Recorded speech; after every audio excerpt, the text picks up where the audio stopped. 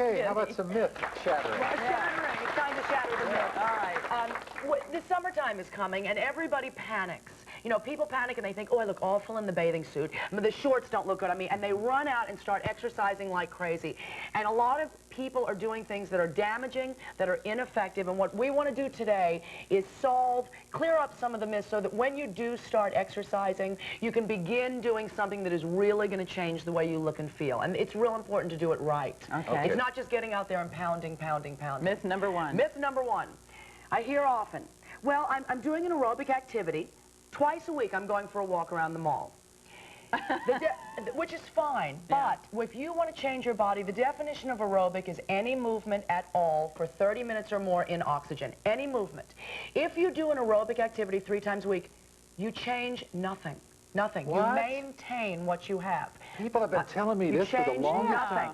Now, if you do an aerobic activity 4 times a week, you begin to increase your metabolic rate. Now, stay with me.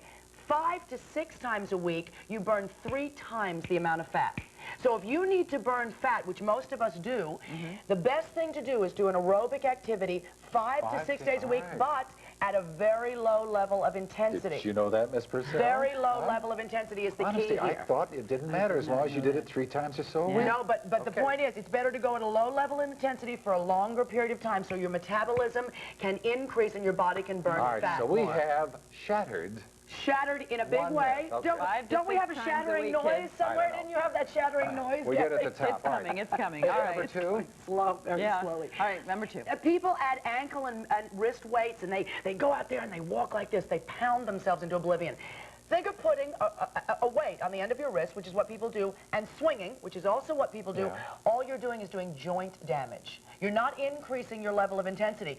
People think that when they add pounds to their wrists or their ankles that they're making the workout harder. They're not. The other thing I noticed was it would throw me off balance when I put those weights on. Absolutely. And it also pulls at the joints. Take the ankle and wrist weights off. And if you want to increase your level of intensity, add a hill to your walk. Add some stadium steps to your walk. Increase the pace a bit. Put your arms up and down in the air to increase the cardio pace a bit. But this adding weights to your ankles, all that does is put more stress on the body, and it does not do what people think it's doing. It can do a lot of damage and a lot of harm, which is real important. Number 3. Myth number 3, which we really want to make sure people understand, fat to muscle. Turn that fat into muscle. Turn fat to muscle? Yeah. Fat is fat. Muscle is muscle. If you increase lean muscle mass, you can burn more fat because lean muscle mass makes your body, it burns fuel. You want to make sure you have strong muscles, but fat is fat. And muscle and muscle is muscle. So the muscle just gets bigger, and the fat gets burned off. You want to make sure the muscle is burning, and the muscle is function. The muscle is functioning, and that will burn fuel separately. That too.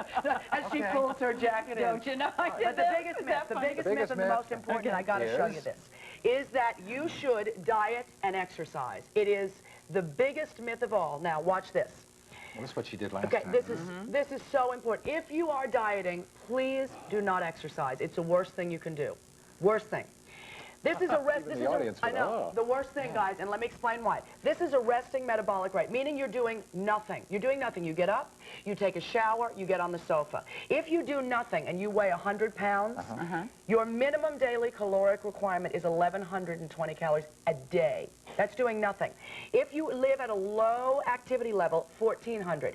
If a medium, 1,500. High activity level, which is what most of us live, children, husbands, jobs, running around, 1,600 calories a day is your minimum.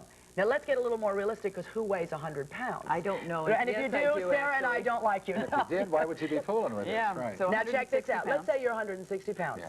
Minimum daily caloric requirement, if you are at a high activity level, is 1,900 calories a day.